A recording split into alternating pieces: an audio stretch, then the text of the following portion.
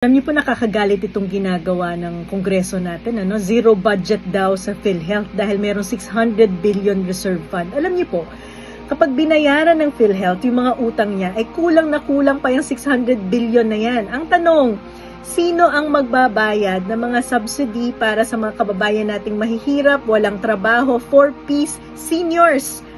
Yung premium po nila sa PhilHealth, ang nagbabayad po niyan ay gobyerno, galing sa tax na binabayaran naman natin sa tobacco at sugary beverages. Pero at nakasaad din po yan sa batas na dapat automatic ay binibigay yan sa PhilHealth dahil yan ang bayad sa subsidiya nila. Ano yung ginagawa ng Kongreso ngayon?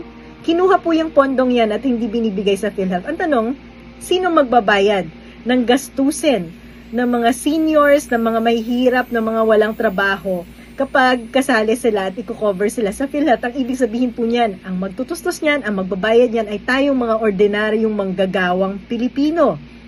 Kahit na nakasaad sa batas na dapat nilalaan dyan ang 80% ng kalahati ng mga taxes na nakukolekta natin mula sa mga sigarilyo, tobacco products at galing sa mga sugary beverages. Kaya alam niyo, maling-mali itong ginagawa ng Kongreso na to eh. Pinaprioritize po nila yung mga programa na nagsusulong ng patronage politics. Itong medical assistance for indigent patients. Bakit po yan ang pinaprioritize nila? Kasi bago ka makahingi ng tulong, kailangan mo munang lumapit sa politiko. Nakakawala ng dignidad. Lalapit ka sa politiko para manghingi ng guarantee letter, para makakuha ng tulong sa pagpapagamot mo. Eh kung sa PhilHealth yan nilagay, automatic, di ba? Wala kang politikong hihinga ng tulong. Kaso pinaprioritize ang Kongreso ngayon, yung kailangan mo pang magmakaawa sa kanila.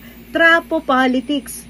Kaya po talaga namang pupunta tayo sa Supreme Court uli para mag-file ng kaso para questionin yung ginagawa nila. Dahil unconstitutional po to. Labag po to sa karapatan natin.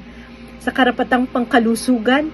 Labag po to sa mga rules ng Kongreso dahil in effect ina-amend na naman nila ang specific na batas na napakalino na naglalaan ng pondo para sa PhilHealth. At mariin po natin itong tinututulan dahil panggagago na naman to sa mga ordinaryong Pilipino. Dagdag pahirap para lamang isulong yung patronage politics.